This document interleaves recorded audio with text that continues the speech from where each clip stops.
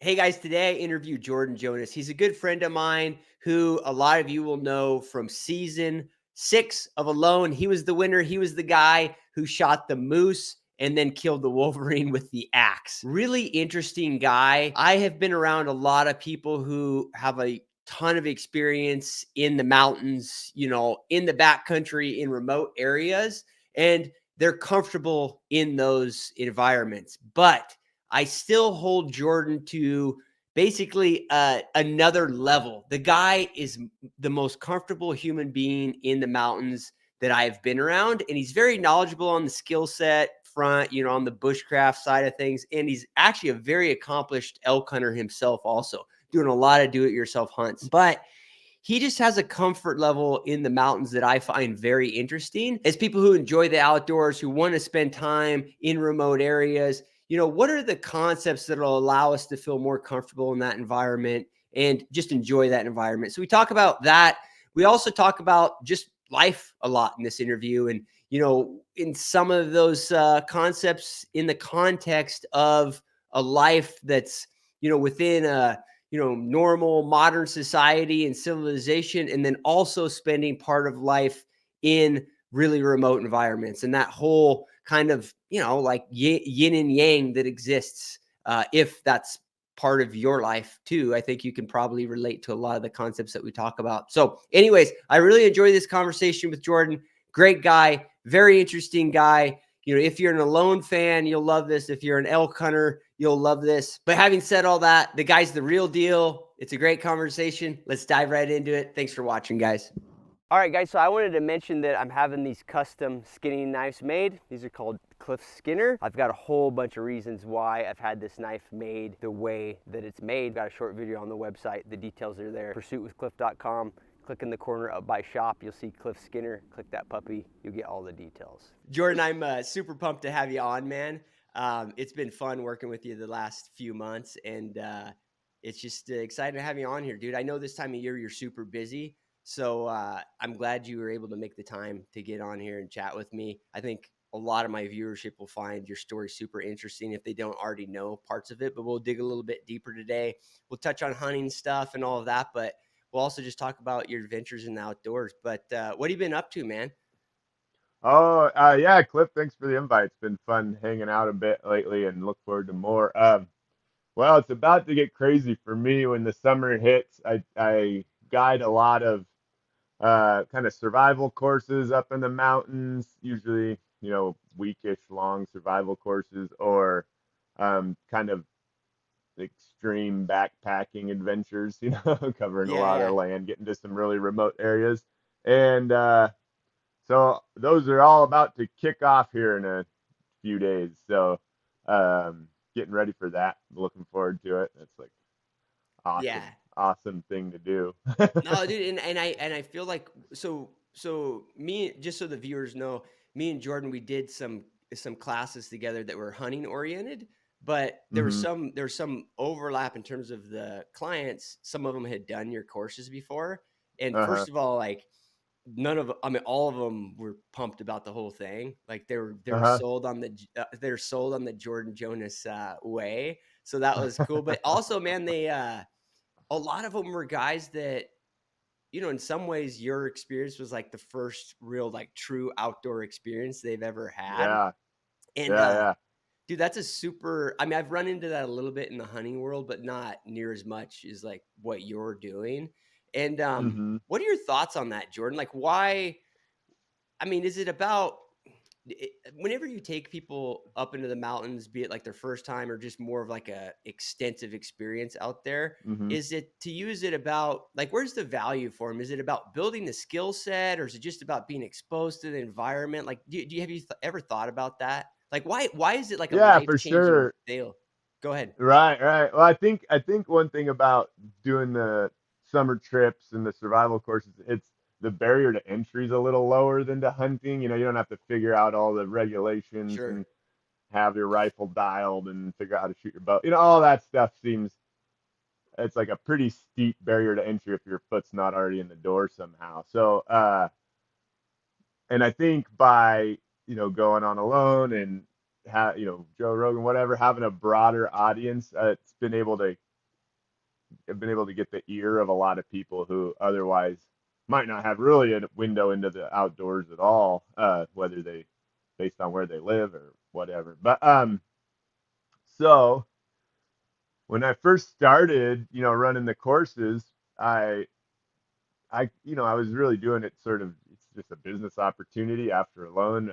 I realized Yeah, sure. survival courses and stuff was a thing, and I was like, oh, that's cool. Let's try it out. And my brother and I ran some courses that first summer, and it like blew my mind. I thought it was awesome, just because, like you say, you're introducing people to such a such a vital part of who we are that so many people nowadays are disconnected from, and I thought it was really neat to just watch people like open up this whole world to themselves that's out there, and give them Yeah. the skills then to like take advantage of it going on into the future, whether that be, I've hear from a guy every once in a while that'll like now go find a lake on Google Earth and hike to it, and like, because Yeah, of the yeah. skills he got and this and that, and it's like, what an awesome thing to have now as an option to do in life. And it's been so, it really pretty quickly went from just a business idea to like something that I've found a lot of purpose and meaning in, because you do take people out, and there's a lot of lessons that happen in nature that you're sometimes able to glide right over when you're distracted and kind of in the modern Yeah, setting. So, dude. it's yeah, it's been really cool. That's the part that I enjoy a lot. So I like taking people that are kind of new to it out. I think it's a lot of fun. Yeah, yeah, dude. I have the feeling, Jordan, that probably a lot of people that do your courses and go do this stuff with you, when they sign up, they're pumped about like learning how to like start a friction fire and like blow into the Right, thing, right, and here comes a fire, right, and right. they're excited about that. But then they probably coming out of it. There's like that's such a marginal part of it, right? There's Yeah, exactly. It's like the framework that, kind of that's there. but right, yeah, yeah, but ultimately it's the wilderness and the pushing yourself and out of your comfort zone that is the true value, I think, to people. And yeah. yeah, so giving people the skills to then be able to do that is awesome. But that is really, I think, where most riches are in it for Yeah, sure. yeah. Well, dude, it's funny, and I don't take this as like an insult to the concept at all, because I think it's Yeah. awesome. But isn't it interesting that like you basically like a huge proportion of society, including myself, and it due Hmm. to some extent, maybe a little lesser extent than a lot of folks, but like we've like we were born to do this kind of stuff. Like Oh yeah. we've evolved, or however you look at it, Right. to spend time Totally. outdoors and like not be Yep. frustrated by it, not have anxiety. But most of us have gone through like, decades of, deprogramming. So then we, Right, right. it's people go out there and they're totally out of their comfort zone, and then all you do is you're like bringing back what they were kind of naturally. Yeah. Well, when I first, to speak to that point, when I was in Siberia, I'm sure we'll get into that, but living Sure. with the native folks over there, I was like, man, it really is the life we're kind of inherently programmed for. Sure. Humans have been doing it for as long as we've existed. And although I have particular interests that lean that direction and stuff, I really did wonder if it if not everybody would be happier in that kind of a setting, as individuals. Like, of course, Yeah. you got to get over that deprogramming that you're talking about, but just that like kind of tribal life and that rhythm of nature that doesn't necessarily have strict schedules and doesn't have it's very direct. Your needs and your activities are exactly intertwined. It's like Right. it's a it's what we're designed for sure. All your dopamine and serotonin and all that is all lined up. Like, Yeah. uh, to speak further to it, I could, when you have success out there and the people watching that hunt, or particularly on Alone, when I got that moose, it was like, geez, you couldn't even come up with a modern context that would give you that much joy. I couldn't buy Right. anything. I couldn't. It's really interesting how, when you line up with, like you say, how we've evolved or how we're made, it's like really all kind of Yeah, no, fits it's hard. nicely. It's hard to it's hard to explain, and I battle with this all the time, Jordan. And what's weird Hmm. is that I feel like anybody that's spent a fair amount of their time working in the outdoors, and it Hmm. doesn't have to necessarily be like, my background as a hunting guide or whatever. There's that Right. element, but even guys that go up and work on a pipeline in Alaska or something like that, and they get, they're Hmm. spending a significant amount of time in the outdoors. If you talk to them, in particular, if they have families, like young kids or whatever, they have this internal debate, right? Like, am I really doing the right thing, like living in the civilized world, or should I like exit it? And it sounds crazy, but Right. I mean, I think about it all the time, man. And I feel like every time I talk to somebody who's had the ability to be out in the outdoors quite a bit, almost 99.99% of people, we choose to live in modern society or whatever, obviously. Right. But we all like have this debate, dude. And it's really struck me since I've had kids, Jordan, because I'm like, Mm. dude, like my kids are, when they're in the outdoors, or I see, I take them to see their grandpa and they go fishing with him or whatever. And like just the intrinsic happiness of just like running around, going fishing or whatever, man, Right. like it's weird because sometimes I feel like we've abstracted ourselves from that. Yeah, totally. I mean, it is funny how much joy I get too when you like go up in the mountains, take the kids up or whatever, and you just see them like running around on the rocks, climbing Yeah. around, having a blast. Like it's there's something really gratifying about it. But it's a weird thing. I know again with the natives over there, I really noticed it too because it's for one, if I could go back, you know, 500 years, would I go back 500 years? No, because Right. I don't, like you're gonna get a little infection and die or whatever. Life was hard, and you don't want to gloss that over. And so, but in a modern context, like when living with those natives, and they've got some noodles stored, and they're not gonna starve to death if their hunt goes poorly, and they have Yeah. some degree of medical attention. It's like, boy, you can almost have the best of both worlds. And of course, over there with the natives, it was both worlds leaned heavily towards the uh, nature side of it. But Yeah. when you come to the states, it's hard to it's you try to get the best of both worlds, but inevitably it's going to be leaned a little bit more towards that modern context, and so it's really uh, yeah, I like like you have just tried to if you try to thread that needle a little bit, and it is kind of a struggle. It's kind of you want to take the lessons that you've learned and apply them. And you're in a modern context which has a way of grabbing more and more and more of Yeah. you Yeah. and your Yeah. Yeah. time. Sure. And so you're just trying to push back against that, I guess. And but the awareness of that other side is really valuable to enriching your life. So Yeah, yeah, yeah. No, for sure. I mean, just to be blunt about it, Jordan, because I mean, I think a lot of people struggle with the idea a little bit because there's actually just like a little bit of like a capability gap, or like they feel like, oh, I couldn't go live somewhere really remote with my kids and my family or whatever. right, right. But I mean, you're more than capable of that. So, what is there a specific reason why you don't do it? Oh yeah, that's a good question. Yeah, I think it's kind of it. I think it well. It's a hard one, huh? No, it's a good question. Well, I think community is really valuable. Yeah. Like I nobody is an island, and nobody wants their kids to grow up. Or I don't particularly want my kids to grow up without friends and stuff like that. So Yeah. that kind of limits the how remote I would want to be. Is just trying to keep your kids plugged in. In a native context, like with the tribe in Siberia, it actually worked really well because you have this whole community that's kind of nomadic and traveling together, and you have that in a Western context.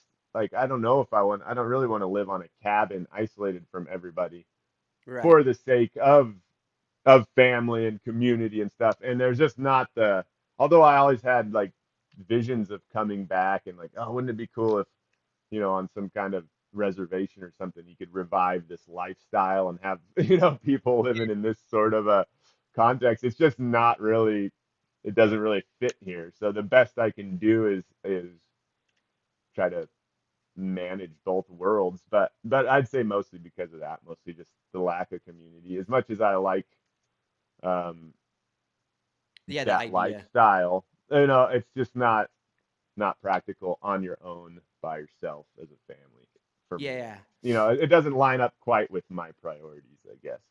Right. So I have to live in a place where I can really value relationships and community and bring in as much as possible of what I'm missing out on there. Yeah, yeah, yeah, yeah. Yeah, Yeah.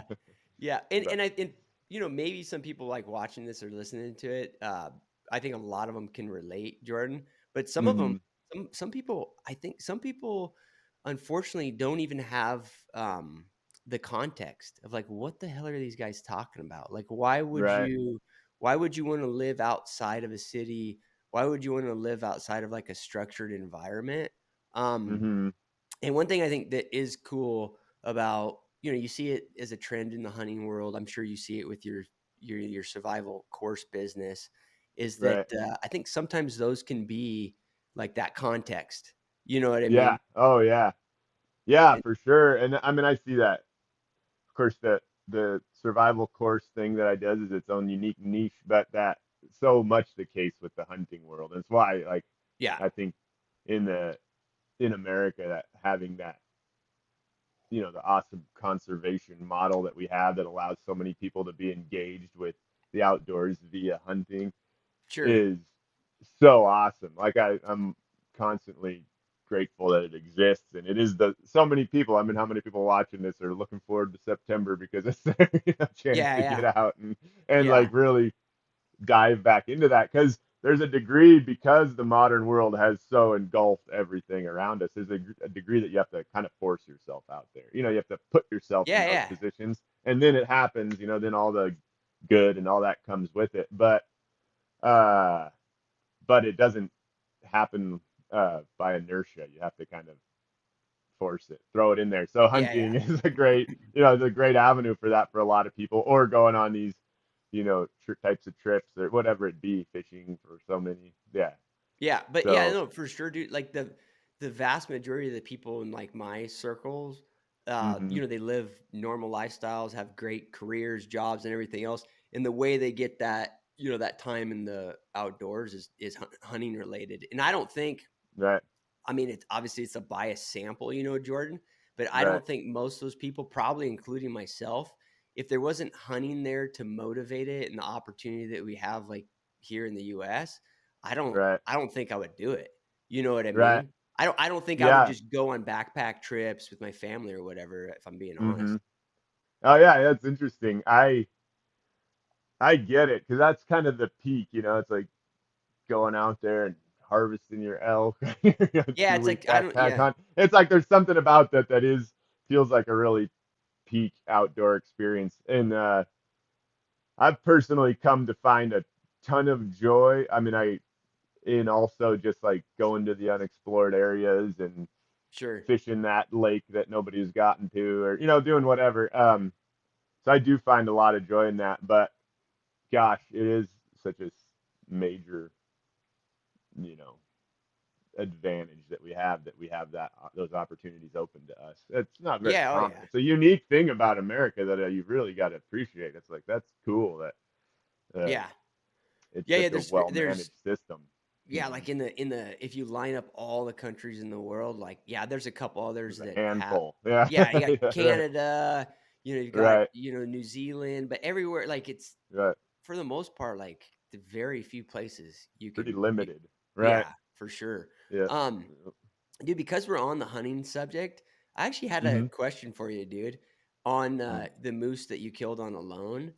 Oh yeah. And let me give you like a little context on this. So, I'll be a little bit, I don't know, I guess like open about my thoughts. So, dude, as a hmm as a hunter, Jordan, I have to admit that I think particularly for some reason it's a little bit more intense when I guide, but hmm whenever I have a client kill an animal when I'm hunting too, there's an inkling of, like, a little bit of a bummer in my mind, mm right? Like, hmm like, hmm I'm totally. I mean, I'm obviously aligned with the reason for doing it. There, Right, right, right. all of that. But I always feel like a little sense of I don't know, like sorrow or like, ah, man, this is kind of a bummer that we took this majestic thing and now, it was alive, Oh, yeah. now it's dead. We were observing it when it was alive, Mm-hmm. now it's dead. Whenever you killed the moose on Alone, Mm-hmm. and like Mm-hmm. you really needed it to eat it. I mean, yeah, Right, it's a TV show, but it's real. Like you were probably freaking hungry and you needed it. right, right. Um, I guess one question is, do you have that when you're just normal hunting outside of Alone? But on Alone, did you feel that at all, or did it go? Does Yeah. it is So it just non-existent? for the context there, that was the most like it's it was a show like you said, but of course in my mind I'm not telling myself it's a show. It is like life or death. I'm not Yeah, yeah, planning on typing out, tapping out is kind of the mental state you're in. But so when I got it, it was the most intense hunt a guy could be on. The stakes were yeah. as high as they could be.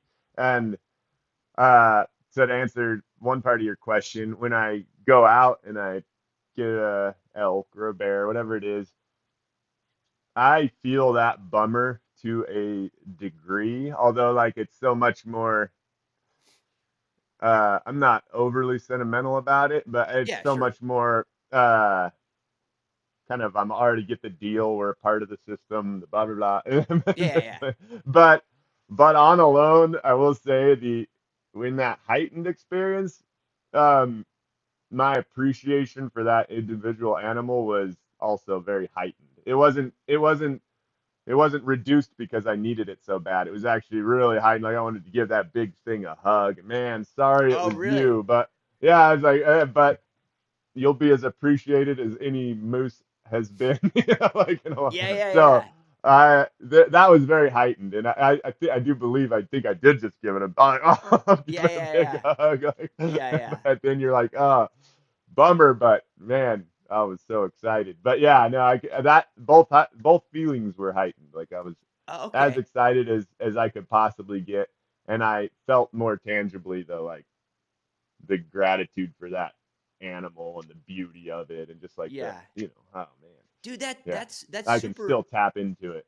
Yeah, yeah, that's super interesting, Jordan, because I was like thinking about this in my own mind. And I've Hmm. hunted a ton, killed a ton of animals. Right, But I've never killed an animal, and this is gonna go for most hunters. I've never killed an right, animal that I really had to. You know what I mean? right, Like, right. I mean, yeah, a lot of people, this is, and even nowadays it seems to be even more in the branding of hunting and all of that. But we talk about meat a lot. But let's be honest, Hmm. like in the current modern society, most hunters, you don't have to kill that specific individual animal at that moment. Like it's your choice to, Yeah, right? you're not gonna starve to death if you don't get it Yeah, for yeah, sure. exactly. Yeah, yeah. So I always wondered if like and like you say, like it's not like I'm not I don't I'm not like crying or whatever, but I get Right, right. that little flicker of Hmm. sentimental feel. And I always wondered if it's like, do I get that? Do I get that because this exact killing this exact animal wasn't like mandatory in my survival? So that's why Mm. I'm getting it, right? And Yeah, I I don't think thought, so. Right.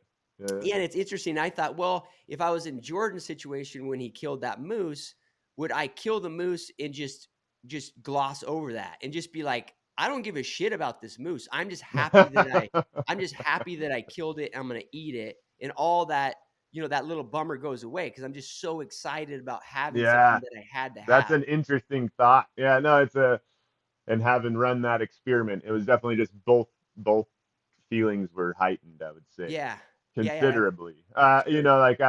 Yeah, very tangibly. It's still kind of a peak emotional experience that I had as far as just the joy, but then also the like when you're out there by yourself too for a long period of time.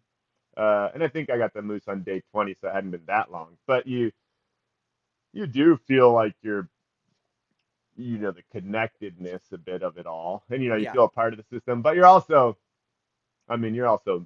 stamping your place out there. It's like, no, yeah, yeah, yeah, I'm here to kill or be killed or whatever. yeah.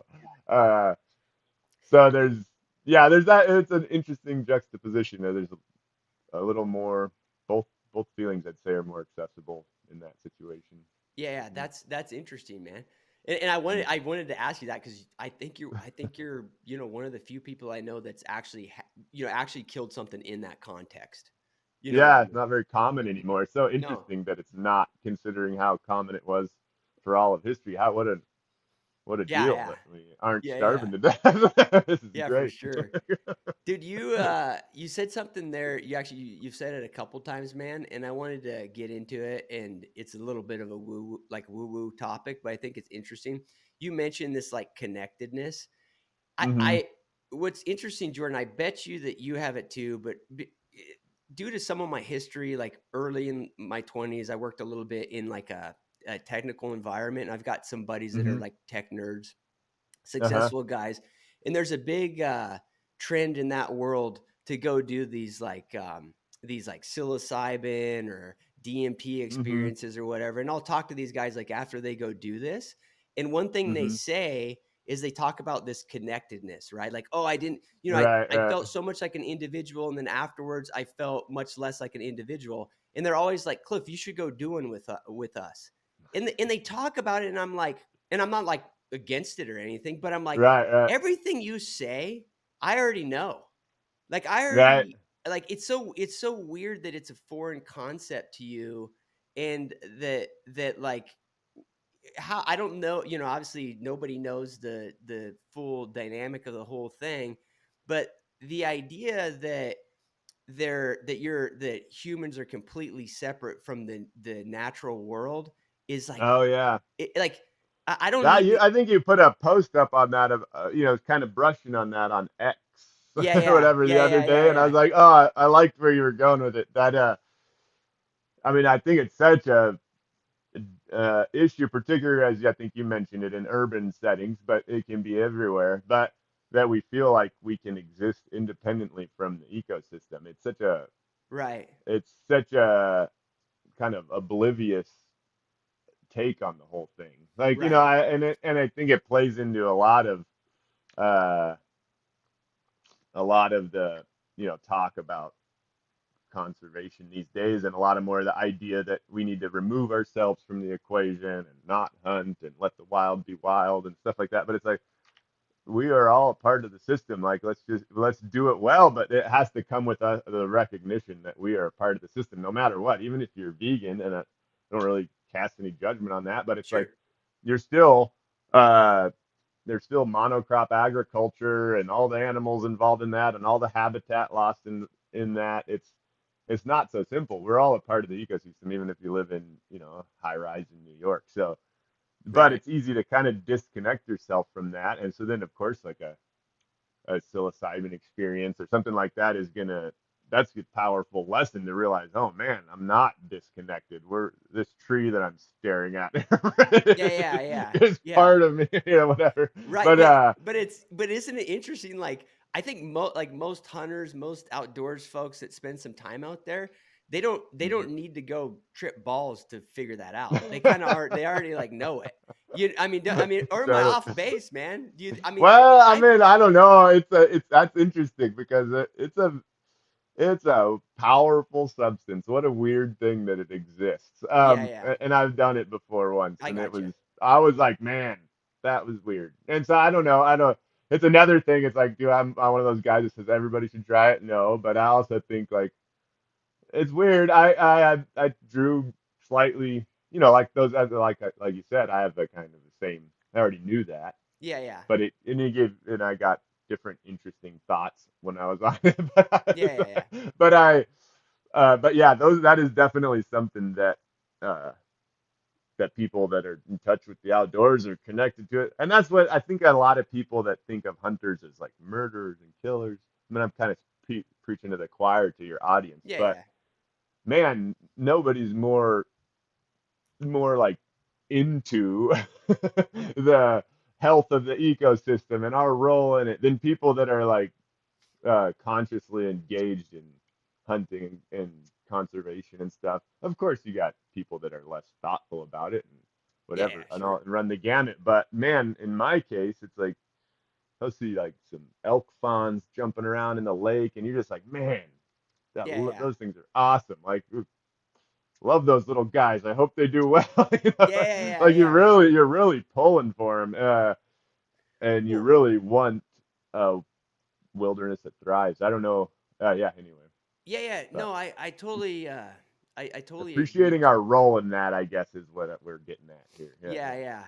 And I think, man, like one layer deeper for me, Jordan, is I actually Mhm. think, and this is might be totally a personal thing, but I Mhm. actually think for me, like, well, even using the example you used with the elk the elk fawns, or excuse me, elk Mhm. calves or whatever.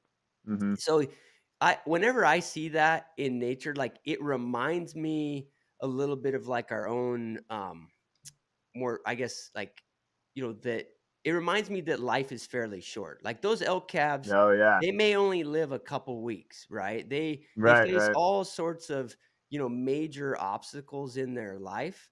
And one thing Mhm. that's really weird to me, dude, and I want to just blatantly tell me if you don't think about this at all, because it's totally cool if you don't. Yeah. Yeah. Yeah. But in the context of like this connectedness, I feel that it is the one thing that continually reminds me that my time on this planet is limited. Mhm. Like my experience in the outdoors does that. Whereas I feel like a lot of our modern society, man, it's almost structured in a way to make it so we don't We realize don't that. think about it. Yeah, it's almost like everything in a structured society and civilization is about getting us to forget that we're only here for a short period of time. Yeah. Yeah. You know what Yeah. I mean? Do you have any thoughts Yeah. on that? The again, I guess the first thing that pops in my head while you're talking, I'll tie it again back to living with the native folks out there. But I Yeah, was always struck by how I mean they got a lot of issues with their society. I think that the number of people that die from suicide, homicide, or accident is 33%. So yeah, it's high, it's sure, pretty sure. wild over there. And Yeah, so, but I was also always struck by like kind of how they were, I don't want to say used to it, but how it was just so much more a part of their lives, like people dying that they cared for and stuff. yeah, Uh, and and part of that is because they're living with animals all the time and witnessing that, and they're just recognize their kind of place in that society, I think, or in that cycle. And I grew up on a farm too and was kind of aware of that. And yeah, it does connect you to it. We're detached from that thought. I hadn't, to answer your question directly, I don't know if I've related it particularly when I watched those little animals jumping around out there and yeah, stuff. yeah, But yeah, I definitely did when uh, I definitely, I mean, that's something I do think about, and it's something I think about a lot in having come out of that probably native context is where yeah, yeah, sure. I just saw them relate to it differently. I was like, huh, that's interesting. We're a lot more, it's a lot Yeah, more yeah, of a yeah. And they know it's like, unexpected thing for us in a weird way, yeah, like yeah, we don't expect it. Over there it's kind of felt expected, which yeah, I don't yeah, know if that's yeah. a good thing, but Dude, but it's wild, dude, because like dude, I think it's like a perfect way to put it, Jordan. Like, I feel like people, not just in the US, but just like most like modern societies, like hmm death shows up unexpected. You know what I right, mean? right, right, yeah, which And is odd, huh? It's odd that yeah, it would do yeah, that. yeah, dude. I think it's odd. I think it's odd, Jordan. But I also think in some ways it's really unfortunate because Yeah. and like I think that Oh, yeah, I think we can look at it and this be like, oh well, it's nice not to think about death, and it's nice to like that's a good thing. Well, I actually think that it's unfortunate because I think that if we don't acknowledge let that, me go ahead. Oh no, let me give you, just because what you're saying is so true. It's like, let me give you the concrete example of my dad, because he had diabetes real bad, lost his legs, his function of his hands and stuff, and I would drive him to dialysis. So I went home and spent like this last 6 months of his life just driving to dialysis and hanging out with him. Sure. And you know that death is coming, right? But it Right. was also, and it's funny in hindsight how that was kind of the worst and the best time of my life at the same time. Like, because I didn't take it for granted, like all my time with dad, I appreciated, and I knew it was finite. And so even then, I can say in hindsight also, but even then, I just recognize it as like, this is a great time in my life because I get to spend it with dad right now, Yeah.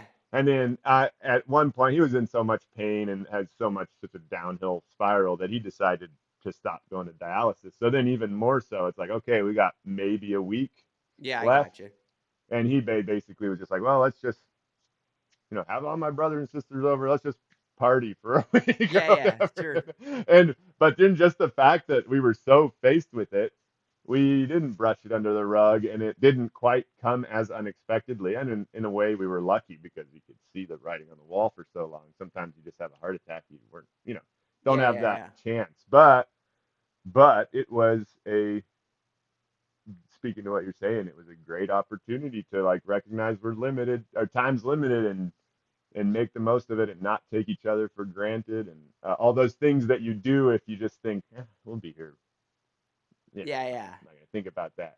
So uh, yeah, absolutely. Well, that's an interesting point. What a good, a good thing to Yeah, step yeah. back and think about. Hmm.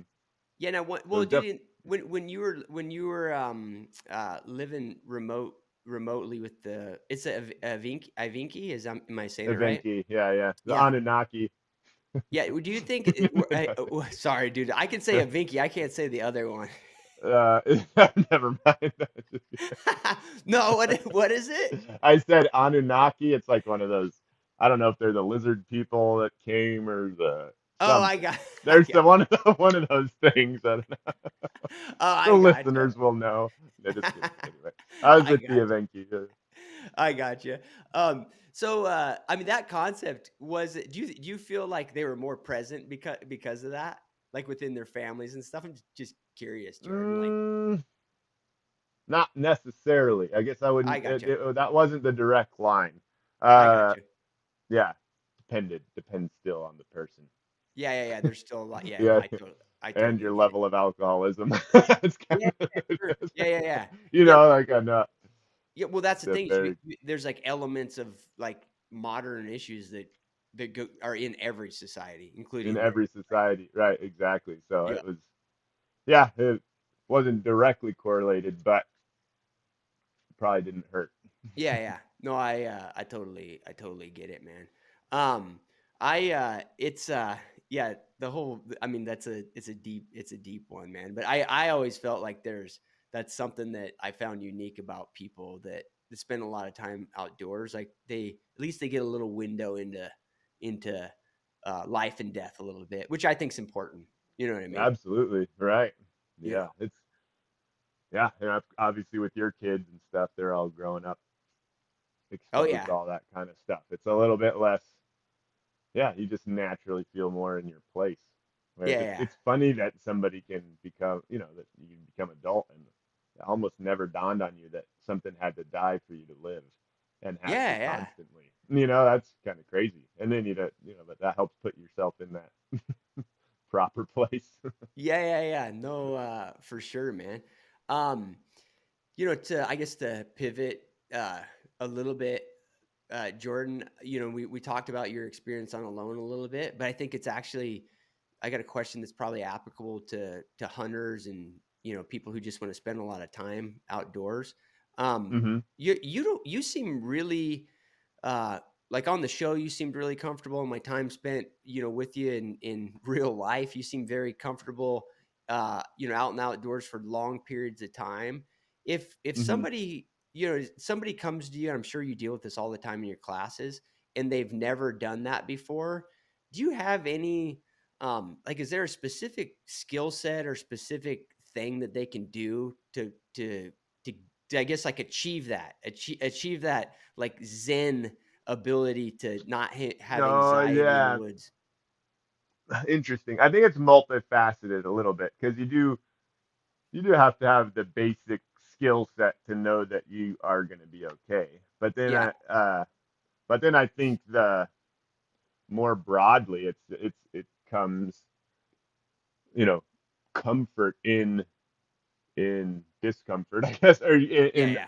in situations like that comes from experience and having put yourself outside of comfort zone a lot, and then realizing that when you're in these novel and uh, situations that you can get your head about you and then rise to the occasion and in some degree do well, thrive, however you want to say it. And it's like constantly putting yourself, and it doesn't even have to be in an outdoor setting typically, but you know, like I think uh alone didn't feel that jarring because I had just spent so much time going to Russia, and that was a different experience because oftentimes people are around, but I was way out of my comfort zone and uh learning a new language, which sucked, and doing all, you know, all those, Yeah. and then just then going and fur trapping with the guys that I had no idea what I was doing, and they just dropped me off in the woods. And I'll see you in a few weeks, and you're just like, gosh, you know, Yeah, I yeah, don't know yeah. what I'm doing. Dude, dude, And then just like constantly like putting yourself out there, all of a sudden you'll realize, oh, I don't actually feel that bothered by this. You know, yeah, yeah. I'll come to the, you know, I'll figure it out. Sorry, I interrupted you. What you're saying? No, no, no, no, no. I was interrupting you, but I wanted to, and I want to touch on this. So, because me and you were talking about this in person one day, and that's everybody wants to talk to you about alone, Jordan, and like Mm-hmm. that's where you've got you've obviously there's you get a lot of exposure due to Mm-hmm. the TV show and winning it and all of Oh yeah. that. But what's crazy to me, man, is like me and you were just having a conversation, and you got into the weeds about that trapper experience, All like right. the experience. So, dude, I want you to like tell that whole story. But, dude, like, I'm gonna preface it with I think that's what you should be famous for over alone. Because when you told me this, I'm like, well, dude, no shit, this guy was gonna win alone. You know what I mean? That, but Well, but yeah, but yeah, I tell know. people tell people like the brief summary of it if you don't mind, man. Yeah, it's funny. Russia was just a constant, like one thing after another of me being like in over my head, you know. Yeah, yeah, And yeah, it, and at one point I was living with a Russian family in this little village, and we just milk our cow, you know, milk the cow every day and cut hay with the scythe and do all that kind of stuff. And but the guy I lived with had been in prison with this native fur trapper guy, and he would always tell me, "Oh, you got to go fur trapping with him." And then yeah. one day that guy came through to sell furs and invited me up to his little northern village, and just to preface, I can't remember if we were talking about a specific story or not, but I'll just Oh tell no, you the no, like kind of the no, yeah. general fur What? trapping experience. He got me. He basically gave me a topographical map. We went out to his base camp out. You know, you take a boat. It's just way out in the middle of nowhere. And showed me a topographical map. Was like, you know, there's a cabin there. There's a cabin there. There's one here, and This what it wasn't on it. It basically he wasn't showed me on how X. to set. No, it wasn't on X, and I didn't even have it with me. I just looked at it, and then we had to leave it in the base camp, you know. So memorize this map, and then the idea, you know, in those the way those trapping cabins are set up, there's three cabins, and you'll go to one and set up all the traps on this line. It'll take you a half a day to get to the end of the line and half to get it back. And each cabin will have like 5 or 6 lines heading out of it. So you'll be at that cabin about a week setting all the traps coming back. Then it'll take a day to hike over to this cabin, and you'll do the same. A day to hike over to that cabin, do the same, and then you kind of just keep. Then you check your traps, doing the same thing. Yeah.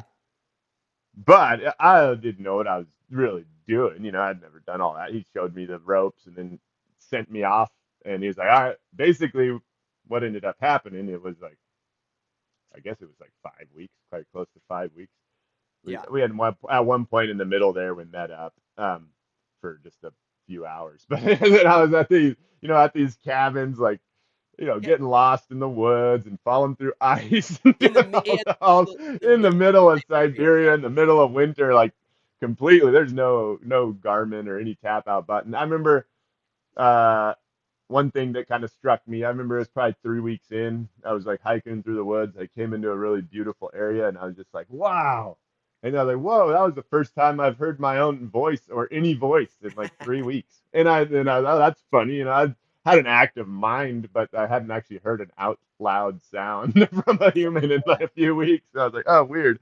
And then, but I was constantly, you know, like it was pushing myself. At one point, I was going from one cabin to another, and And I just knew, I kind of knew based on landmarks where that other cabin would be. I knew that it was to the south, and if I just headed due south, I would hit the cabin if I walked all day. And so then uh, well, I almost about told two stories at the same time. But at one point, I walked that.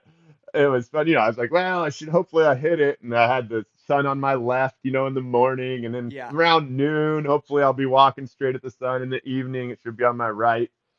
And man, that time I just bam landed right on the other cabin. It was like one of my most proud, Hit it lucky perfect. moments or whatever. Yeah, yeah, Perfect yeah. after a day of hiking through the woods like this, just Yeah. going by the sun.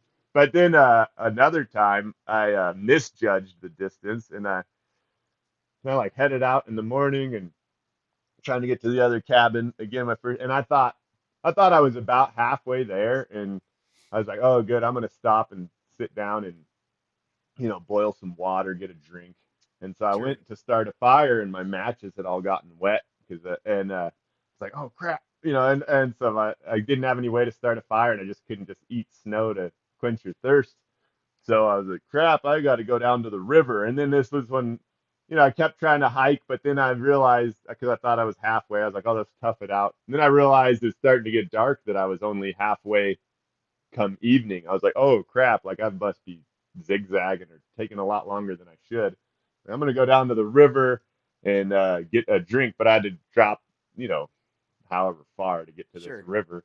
And I was trudging through, and then I got into this old burn, so the trees were all really close. So I couldn't be on my skis anymore, so I had to take my like Siberian hunter skis off, and so then I was falling through the snow up to my waist and just like trudging through, so thirsty and trying to get to the water. And I just remember I came up to a log, that I couldn't, I had to walk around. I Yeah, was yeah. falling across, and I just remember thinking, oh, I wish a bear would just come and eat me. Like if ever, if ever, please do it now. But it didn't. And so then I trudged my way around, and then I got to where the river was getting close, and I was cliffed out in like every direction. I was like, no. Anyway, finally found and I must have been, it was the middle of the night. Finally, I got down to the river, and like fought through the alders, chopped a hole in the ice, and was able to get a drink, and then trudged my way back to the next cabin. And it was funny because I remember to me, it had been like one of the hardest days. Like it was Yeah. just a very extreme difficulty. And I like fell down in the cabin and just like passed out. And then must have been like an hour or two later, Ura comes in, the other guy he had been in these a whole other section for weeks, and he came Yeah. into the cabin the same night, like like comes and lays Just down. I was like, randomly, "Whoa, yeah. dude!" Yeah, imagine seeing you here. And I was like, I go, "How's it going?" And he's, "Oh, it sucks." And he went to sleep, and then I went to sleep, and then the next morning we parted ways, and I remember thinking to myself, "Oh, it's so funny. He's just been out every year. He does this. Every year he's out. Every year he's going through all these." Situations that summarized in it sucks, but who knows what like crap you had to deal Oh with yeah, fall dude. through. And I was just like, Yeah. oh, it's so funny that yeah. Anyway, it just gave me a little glimpse into all those unsung. If you imagine all the fur trappers back Oh in yeah, dude. Yeah. Canada back in the day that nobody ever told their story. It was all just summarized in a it sucked. Yeah, yeah, yeah, sure. Yeah, no, that's funny, It's dude. kind of Well, funny, and but it's all like it's all relative, right? Because like you reflect on like their experiences, and you just called like what you were doing as a glimpse. But dude, like right, right, I mean, I've spent a shitload of time in the outdoors. Like most of my adult life, right, I've worked in the outdoors. But still, right. dude, like going into Siberia for 5 weeks and being alone 90% of the time without Onyx, without like really a safety mechanism. Yeah, I right. don't call that a glimpse. You know what I mean? We That's were pretty even, hardcore. like we had noodles at the cabin and rice, but we didn't have like meat and stuff. So every grouse or fish you caught was Oh kind of yeah, what yeah. you're going But it was yeah, it was. But here you go. Here's another funny one. I thought the same thing a little bit. In the back of your head, like, oh, I'm pretty cool. I was just out here 5 weeks by Yeah. myself. And then we floated down the river a few hundred kilometers and got to this little native village, and there was this kid there that was 16, and we were like chatting, and I was like, oh, what are you doing, like I don't know, I remember how it came up, but he was getting ready to go out and and fur trap for the winter. He was going to be out there, basically the next 6 months by himself with his dogs. I was like, he's Yeah. like, I quit school. I did, last year I quit school, went out, and I'm gonna do it again this year. Like, wow, you're 16 and you're going out. Did you ever get bored out there? He's like, oh no, I got my dogs. I was Yeah, yeah. like, that's Dude, it's wild. Like, wild. that's a different people. Yeah, yeah, yeah. Well, and what's crazy is they're there like today. You're not talking about like Yeah, right. historical people. And, it's even crazier because they don't have a YouTube channel to share it. Exactly. Yeah. You know what I mean? It's like, and Totally. it's wild. And and I don't mean this like negative towards anybody that does YouTube. I Of mean, course. I do it or whatever too. But you have people who are like, have a ton of authority as like survival experts or whatever on Right. YouTube, and they have like a little tiny percentage of the experience that this 16-year-old kid has. Yeah, You know what I totally, mean? totally. Can you imagine? You imagine what his all the videos that his like, oh, that sucks could have been. Yeah, I know. But Imagine the monetization he would have had. oh man, it Uh, is weird. Uh, that just gave me a whole bunch of thoughts. I scrambled myself, but that's funny. No, it's yeah, yeah, pretty yeah. wild.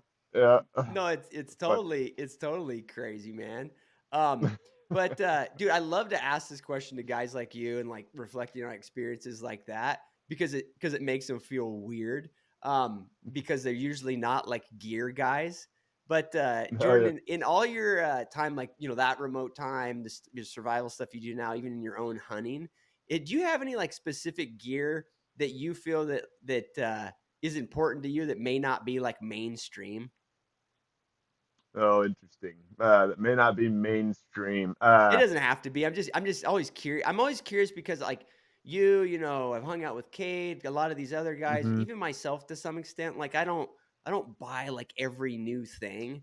And Hmm. like I don't want to like really change up my system. When I I grab mean, my I use a Leatherman all the time.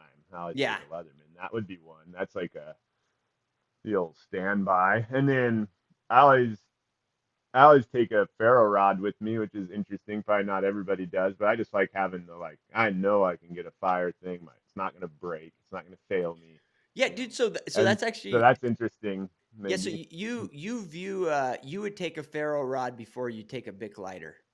Well, I take them both, but then I just Yeah, know I'm never gonna have. I want at least an option, a backup option, and yeah, oftentimes, yeah, and that ferro rod once you get good with it, it's pretty much just as good as a lighter. yeah. It's a little So slower, but it won't ever fail you, which is really nice. I think that's a smart thing to get good with, and then have in your hand, and then I always have a good, I always take a. Now they got this, I think it's called Survivor cord or whatever, but having a chunk of paracord can really be handy too. yeah, yeah, yeah, sure. So There's so many taking a things you bunch can of do that. with it. But dude, Yeah. on the so if you could only take ferro rod or Bic lighter, you're taking ferro rod all day of the week. Yeah, if Yeah. if it was one or the other for sure, but I Yeah. do always take both. Yeah, But on yeah, your yeah. hunt, on your hunts and stuff too. Isn't it weird? Hmm. And I think that's interesting, Jordan, because isn't it weird that like in the particularly like the Western hunting scene, like the elk hunting, the backpack elk hunting world, the Hmm. backpack mule deer hunting world, that and then like the survival like bushcraft world, you notice that there's like a wall between the two. Yeah, they don't really overlap very Yeah, much. Huh? and they're That's like doing the interesting. same thing. You know what I mean? Right, But right. it's weird. Like even on the gear front, like even the ferro rod thing. Like I mean, Hmm. I carry one in my binocular harness, but I actually Hmm. use it's to me, and this is for sure not the. I mean, you make points that like yeah, like it's way more reliable over a Bic lighter. But dude, Hmm. I never touch that ferro rod. Like I Right, know right. how to use it, but I never touch it. I always use my lighter, and And yeah. it's weird. Like I don't even view like the ferro rod as like an essential piece of like an elk hunter's gear, right? Right, right. Um, Yeah, that's interesting. I don't use it that often either, but I have used it when I needed it, and it was yeah, and awesome. yeah, Like yeah, I've had my lighter fling apart or whatever, yeah, and then yeah, and then and you're and in then trouble. you're still just fine because you got the ferro rod. If not, it's like, Yeah, oh man, this sucks. Like yeah, so.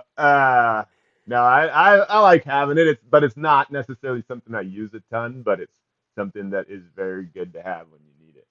Yeah, yeah, But yeah. No, for sure. yeah, yeah. And then even on the Leatherman front, man. Oh, one thing I will point out because it's Hmm. caught me before. This is going to sound to you, Jordan. It's like, yeah, no shit, Cliff. But if you do carry a ferro rod, you got to have an. I mean, in my view, you got A to have. striker. Yeah, you got to have a striker, or you got to have a knife that doesn't have a rounded back. You know what I mean? Absolutely. Good point. Good point. But Yeah. just something to think about. And what made me think about it is because I was going to ask you more about the Leatherman. Is Leathermans Hmm. have like the perfect blades in my experience to Hmm. crank on a ferro rod, like because they're got Yeah. it's square backed. But um, Yeah. dude, the Leatherman, same deal, dude. A lot of hunters don't carry it, particularly backpack guys, because they think it's Right. too heavy, too heavy. Uh-huh. Um, Right.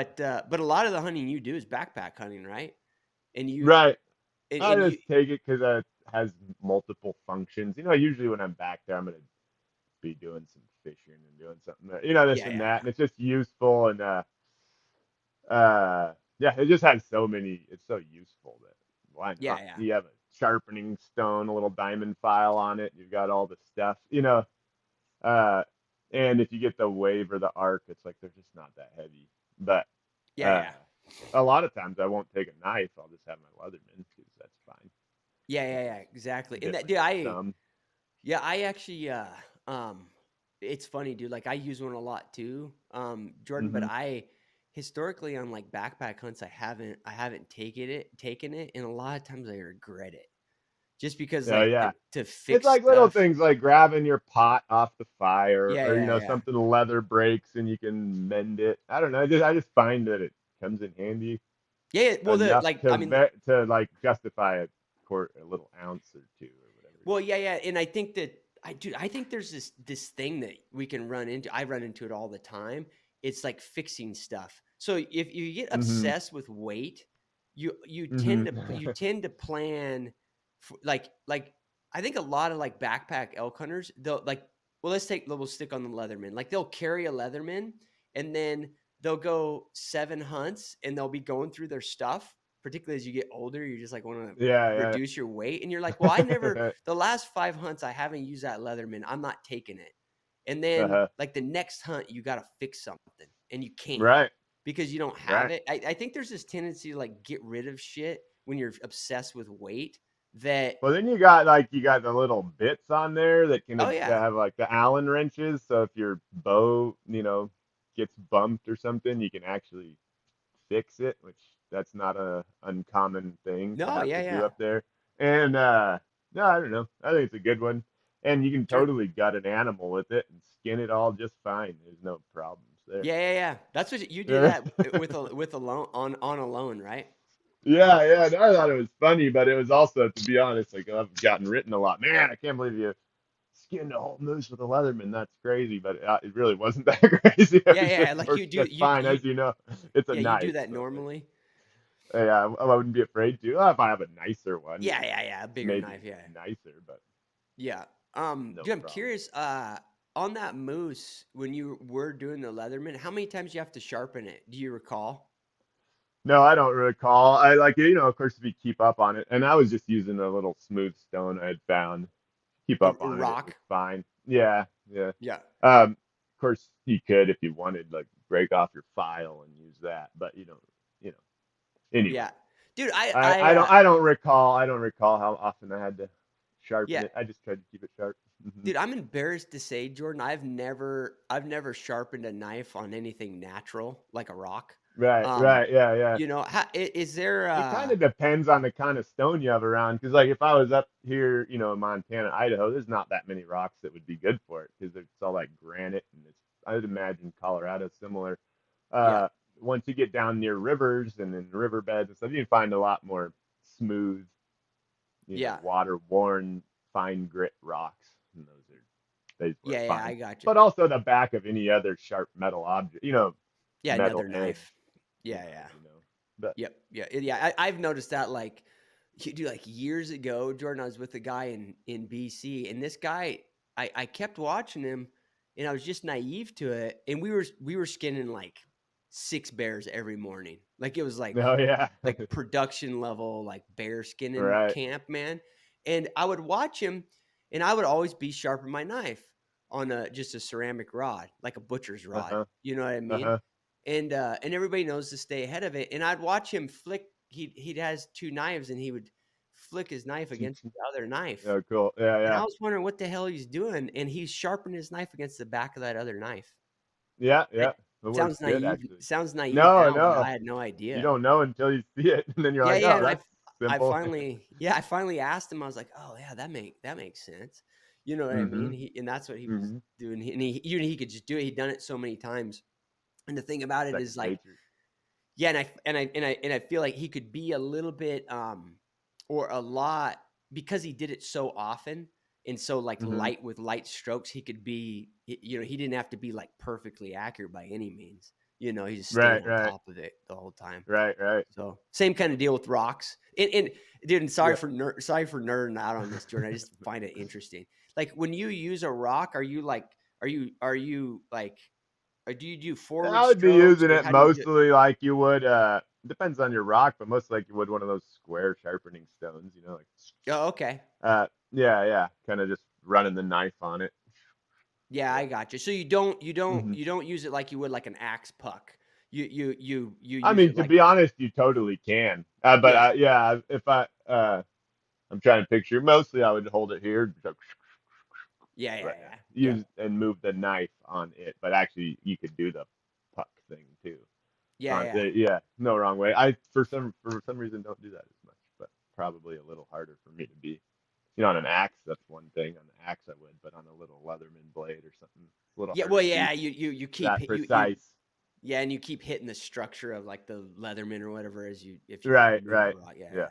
No, I got you, dude. While I'm nerding out on gear in an odd way, I got to ask you about, because I know you shoot a compound Mhm. in most of your hunting, but Mhm. on you shot a recurve on a lone. Yeah. No, yeah. Um, I enjoy recurves. I just yeah. Go ahead. yeah, just you just shoot a compound when you're normal hunting just because effect. It's just longer. Yeah, just Yeah, like especially I got kids and stuff. If I was going out just to have fun, I would go out and take the recurve. But I don't want to be like, all right, Janely, could you watch the kids for 2 weeks while I hunt, and then be like, hey, sorry, I yeah, need yeah, another week because I was yeah, 35 yeah, yards and I couldn't make the shot. yeah. So it's just the effectiveness. Once the freezer's full, then I enjoy like taking out the recurve and trying to get a whitetail and stuff. Sure. Dude, I was gonna ask you offline, but I'll ask you on just the interview, because maybe somebody else out there will find it useful. But do you use a clicker on your recurve? I don't. I don't. I did for a while, but then had more trouble, getting the clicker tuned right. And so I just ended up, once I got the right back tension, I feel like that was basically, You I can just feel it. Yeah, yeah, went with that, just lock out in my back, and then I was close enough. I'm not a sniper with the thing. Good yeah, yeah, enough. yeah, yeah. Yeah, But yeah, yeah. they're so, dude. They're so fun. They're so fun to shoot, man. I used to shoot like years ago. Jordan, my uncle gave my uncle has a weird story like with elk hunting. He hunted for like 18 years with his recurve, and Uh huh. he never killed a bull elk. And it Good was for during a period of time when my dad, perseverance. yeah, yeah. Well, it was during a period of time where my dad was outfitting hard, like it was his primary Oh yeah. income. So of Uh course huh. my dad was always busting his brother's balls about like, dude, are you ever gonna kill an elk? Like, why are you hunting? This was like back in the 80s, right? So like Yeah, why are you hunting with a recurve, you moron? You know what I mean? yeah. But anyways, like, dude, my uncle. So finally, I think due to the pressure of my dad, my uncle finally, and he had some opportunities and stuff. My Mhm. my Mhm. uncle shot one, and so he shot this bull in New Mexico. And then like 2 weeks later, he called me up and he's like, "Hey, I'm gonna send you my bow. I'm done elk hunting." That was it, dude. It was like He finally he got it. yeah, it's like that was like mission accomplished. I'm sending all my crap to my nephew or whatever. He didn't have another 18 years to put in for number Yeah, two. yeah, exactly. So he sent me this bow. It was Wes Wallace. I don't know if the guy still makes recurves or whatever, but Uh-huh. I shot it for years. I've killed a couple elk with it and that sort of thing. And I used to love bird hunting with it. You know what I mean? Yeah, yeah, Um, yeah, yeah. but man, I had I didn't even know what a clicker was, Jordan, Mm-hmm. until like, Mm-hmm. just, last 3 or 4 years, I noticed I had clients that had shot recurves and stuff. But Mm-hmm. a guy sent me a longbow, just somebody who watches my YouTube channel, which is Yeah, like yeah. Oh, super that's nice of him. really, really cool. But Thank what was you. what was what was weird about it, Jordan, is I started shooting that longbow, and it was the first time I kind of developed uh, target panic, and I don't know why. Oh yeah, I don't yeah, know yeah. if it was just like something about the bow, like the Interesting. but The feel I of it. yeah, like it just was like a little bit more of a jolt or something like that. Mm-hmm. And maybe I didn't, I hadn't really adjusted the, like tuning it up, adjusting the brace height and Right, stuff, and right. getting all that. But I noticed that, and I put a clicker on it, and it helped me get rid of it real quick. Oh yeah, You know, awesome. um, Yeah, and I'm like hesitant to. I mean, I think they can be really helpful. I shot. I picked up. Some old man gave me a recurve many years ago, and then I just shot it. I didn't do any yeah, lessons or anything, and I got pretty good with it. But then, and when I was on a loan, that was just that. And then after a loan, I was like, I'm actually my form kind of sucks. And so then yeah, and I had a buddy that would always outshoot me. I was like, oh, what the heck? Especially at long yeah, ranges. And so then I retaught myself better form. And I don't know that I'm necessarily a better shot since then. You know what I mean? But I'm more consistent, and I'm better able to, you know, do longer shots because I was pretty dang instinctual uh, yeah, yeah, early on, and now I'm a little more focused. Then when I'm focused, like you can pause that target panic better. You can draw yeah, back and then think about your yeah, yeah, release. But the clicker could definitely help with that, especially if you slow motion record yourself and you see yourself always like see the arrow, yeah, you yeah, let yeah, it forward a little bit yeah, every time, like yeah. my Like anyway, you collapse before you you're, collapse. Yep. yeah, yeah, yeah. No, So for sure. It's they're helpful. But then you can develop your own clicker dependent, type yeah, it's another thing dependencies to of it. break. So It's it's another thing to, another thing. Yeah, yeah, I don't know. I just figured I'd keep it simple. I did have one on my bow for a while, and I did more fiddling with it than I cared, so I took sure, it off before I yeah. realized if it was very effective. Well, and also it's a clicker. And for anybody listening, Right. and for anybody who doesn't know what we're talking about, and some guys use them on compound pounds and stuff too. But it's a mechanism where you pull to your draw length, like it helps you basically like follow through on Mm-hmm. your shot, because you hear that click, and that's when you release. And so Mm-hmm. it helps in that way, but it's basically an audible click from a little piece of metal. And yeah, it's like if you're hunting, it's kind of an issue, I mean, recurves are they're such a thing though. It is funny. Just like, oh, it's just a stick and a string, and then boy, way more Yeah, complicated. yeah, that's the problem, right? Like you're always in this debate, like, oh, like, I got this recurve. You know what would make this recurve better? To put a $50 rest on it and some Right. sights, and like, yeah. There's like always A this, you couple feel, cams. yeah, exactly. But no, it's kind of funny in that regard. They are the most fun. It's the most fun way to harvest an animal Oh, for heck sure. yeah, for sure, man. Hmm. What kind of broadhead did you use on the moose? Oh well, no, it was a VPA two-bladed Oh, okay. broadhead. They're like just solid, high carbon steel little blade. Yeah, yeah, It did great. It sunk that arrow. It's quartering towards me, and it sunk it completely into the moose and hit the back hip, on the exit. So yeah. it He was, sunk the arrow all the way in there. Good. yeah. He was And decent. those little things, they were decent broadheads. I haven't actually used them since, but you shoot at a rabbit and you hit the rocks and you just sharpen it back up. Good, Yeah, yeah, just simple. I kind of like the cutthroats, just a simple yeah. feel. Have you ever shot Zwickies? You know what? I haven't. Obviously, I've seen it. A lot of people do. Yeah, yeah. The Yeah. classic.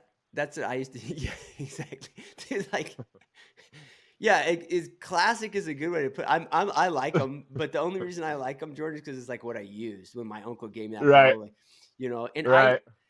I remember vividly buying them and being like, man, these things suck. They're super dull. but Oh yeah, yeah, they're yeah, they're made dull. yeah, they're made dull. They don't sharpen them, so you gotta like sharpen them yourself. So I mean, Yeah, I have to give myself credit, like I was only like 15 or 14 years old or whatever. right, right. But I mean, it now, is nice when you get them like iron wheels or something when they're just sharp out of the yeah, yeah, box. yeah, That is yeah, nice. for sure. But there's an element of it, man. And the reason I bring this up is I've been pig hunting a little bit, and Mm-hmm. because I've been traveling a little bit for some Yeah. family reasons, but and I've been pig hunting a little bit, and I'm like, dude, I'm gonna shoot some pigs with like my old setup. So Oh yeah. I went and got those wikis out, and I was sharpening them up and stuff. One thing that's cool about it, I guess, kind of reflective on like the whole like survival thing and skill set thing, is if you have to sharpen them, you don't you don't worry about like a lot of guys I've guided, Jordan. They don't want to shoot their broadheads at anything because Oh yeah. they Yeah, don't it'll get dull. yeah, they get dull. Like they don't even want to shoot it into a broadhead target, you know? Right, right, right, Yeah. right. But if you get used to where you sharpen your own broadheads, you'll shoot them into anything as long as you feel like Yeah, you can that's get a it good. out. Yeah, yeah, yeah, for sure. And It's so it's, a good thing to try to get comfortable with getting them things sharp so you can yeah, yeah, yeah, yeah. shoot them. Yeah. But no, it's, I appreciate you answering some gear questions, man. I know you're not like you're not a gear guy. And I think sometimes that's why it's fun to ask guys that are not like gear Yeah, obsessed. yeah. I'll probably think of something later too that I like. Oh, I really like that. Yeah, yeah. Yeah. Well, dude, can you think Hmm. of anything that I mean, it could be anything, dude. Could be clothing, could be packs, could be it doesn't even matter. It Hmm. doesn't matter at all. Is there anything that you've switched recently? Somebody asked me this on a podcast, and Yeah, interesting. I had switched a couple things. Is there anything that you've switched recently? Uh, da-da-da-da-da. I've been wearing that. Oh, you know, a piece of gear I just got that I like. Um, it's not even a plug. It's just cool. Is that Duckworth? It's like a Duckworth puffy, but it's wool instead of Oh down. yeah. And it's actually pretty cool. I didn't know what I'd think of it, but I got it. I was like, oh, it's lighter weight than I thought. And then I wore it, and it was like, oh, it's warmer than I thought. And it's wool, so it's gonna have less of the water issues that down does. Is So it that's something I really just got that I like. yeah, is the wool that's inside the puffy, is it like shred is it like one I think piece? it's no, I think it's like yeah, it's probably like a light felt, like a really fluffy felted Oh, thing okay. would be my guess. Feeling it, like Yeah. yeah. Dude, I've got I got their sweater. I can't remember what it's called or whatever, Right, Jordan. right. Dude, and I'm very and just so people know, like I'm very finicky about talking about clothing because I think it's like one of the most overplayed things in the hunting world. It's like, Jesus Christ, man. Like fucking it's like all the It's all same about the same. stuff. Yeah, yeah. But My those guys they have a hoodie, and I apologize, I can't remember like the model of it or whatever. powder. I think it's a Yeah, yeah, I powder think hoodie. that's it. Yep, It's like super yep. simple looking or whatever. Yeah, yeah. That thing is Yeah, yeah. pretty sweet, dude. Like Yeah, that's that's a sweet one too. yeah, It's it's a just great underlayer. But yeah. yeah, let's see. What else have I switched recently? Anything? Yeah, I'm kind of like you where they are all similar. So there's some degree to which then you just support companies that you think might be cool if you're going to be getting it. Like that. Actually, Yeah, one yeah. one thing I do like, I know you do too, is those Kafaru packs, just because they are tough and durable, Yeah, kind of yeah, last sure. forever. And Aaron's a cool guy, and they're made in Yeah. America. It's like that's a good. Yeah, yeah, and that dude, I like those. all that stuff matters, dude. Like, Right. I mean, I don't think and it's funny because I mean, guys that make a living off the hunting world, like they don't want to talk Hmm. about it, but it's like, dude, I don't think there's anything wrong with being like, hey, like I support this company because the guys are cool. You know what I Yeah. mean? And like, It matters obviously, to me. yeah, oh yeah, for sure, Hmm. dude. And even like the Duckworth story is pretty badass. Right. Like those guys Right. Right. are like real sheep ranchers. You know what I mean? Yeah, they just sheep ranchers that are started a little making clothes. I think it's cool. Yeah, good Yeah, for yeah, them. yeah. Yeah, I don't Yeah, think yeah. there's dude, I'll be honest with you, man. Like most the products that I like, and I don't do a whole lot of it, but most of the products that I Hmm. overtly talk about in the context of my YouTube channel or whatever, a Hmm. big chunk of it is because I like the idea of the Yeah, company, that sort of thing. and then the other thing I thought about recently too is I was going through my dresser, like, good Lord, I got like 50 t-shirts in here. I think Yeah, I'd yeah, throw some of these away. And so then, but then I was like, oh, it is. We should probably just have like a few nice t-shirts, a few yeah, yeah, wool or good t-shirts rather than just so many. So then if you think of them, it's like, man, what, $70 for a t-shirt? But if you only have a few, that's not that crazy. It's better than yeah, yeah. having 30. I never even get halfway through my drawer. I only wear the top two.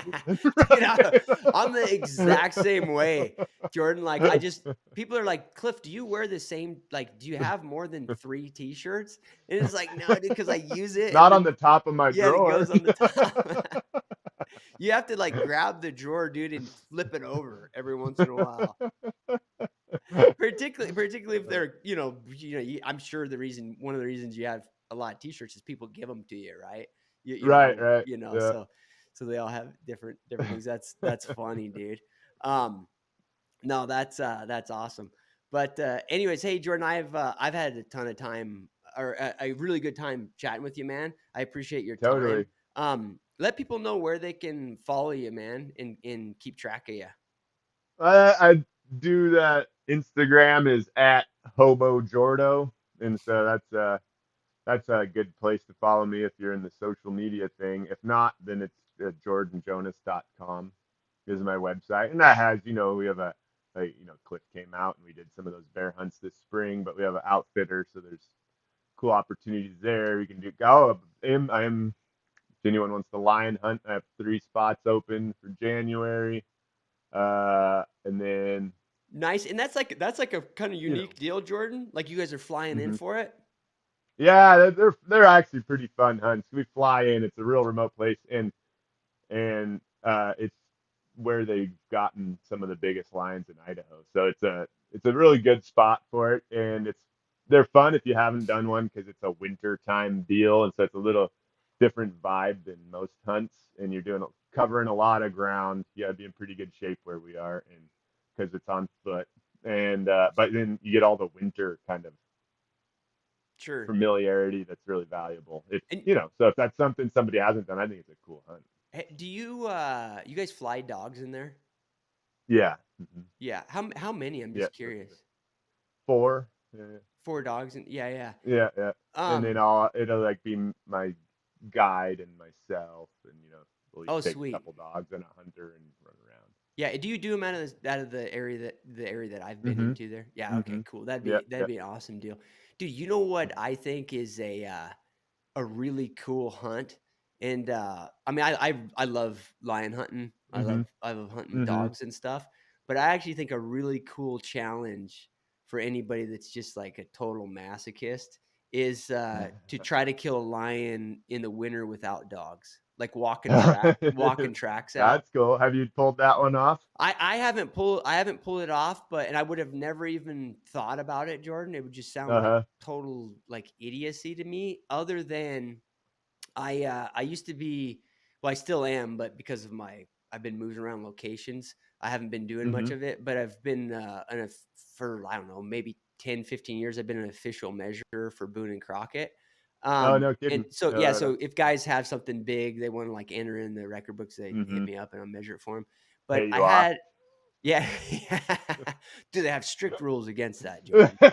But I've had the two the two biggest lions I ever measured were both walked out. Um, Oh, wow. Huh. yeah, Crazy. and I like when the guys told me, That's cool. I was like, That what? is cool. Good for Yeah, those guys. and Uh, these guys, they did it intentionally. Like mhm. it's Mhm. one thing to like, like Bumble you're, on one. Yeah, yeah, yeah. you're glassing for mule deer on winter range, and like it's a place where you can just you can shoot lions Right. or whatever. Like that's one thing, and to me that's just good luck, awesome. You know Right. what I mean? Right, But right. to intentionally walk them out is kind of cool. That's really cool. Yeah, You good for know? those guys. That's Y- awesome. I can't even remember who. I remember hearing about somebody doing that I was talking to, but Yeah, yeah, yeah. that's a sweet technique. Yeah, and it's just what I think is like the cool part about it is how they describe it, Jordan. Like, so you get on a track, I mean, you're not going to do this unless you get on like a Yeah, fresh smoker. one. You know what I mean? Yeah. So they walk these lion tracks out, and you're just trailing the line, which is, for the most part, there's snow. It's not like brain Right. surgery. But at some point you get where the tracks are gone. And at that moment, that you're there. Like that lion's Yeah, somewhere. yeah. And like he's That's looking cool. at he's looking at you. You know what I mean? Um Yeah, that's well, we might have to try that this winter. We'll go find some smoking tracks and walk Yeah, around. for sure, dude. And it's funny is I've had instances where we were hunting with dogs where we could have done it. Like like Oh yeah, we you knew it was close. yeah, and when we treat dogs, or we treat lions 80 yards from where we turn the dogs off out. You know what I Right, mean? right, Like right. stuff like Hmm. that. But Yeah. and so kind of cool. But no, dude, people should check that out, So man. there's that. Yeah, you look up the different summer trips or the hunts. Those are cool. Yeah, you got a ton of stuff going on. Yep, lots going on. So those are the Sweet, ways to dude. follow along. Yeah, for sure. And you got good stuff on your Instagram, man. I love it. So Right thanks a on. lot, Jordan. I appreciate it, All dude. right. Cheers, Cliff. See you, See ya. man. If you enjoyed this content, do me a huge favor. Subscribe on whatever platform you consume it on. Spotify, Apple, YouTube, whatever works for you guys. Everything else is on my website, pursuitwithcliff.com. Go there and it's going to be very apparent to you that I work my ass off just to not have a real job. All the hunts I guide, all the seminars I put on, all the unique experiences I offer, and the membership site, all the details are there.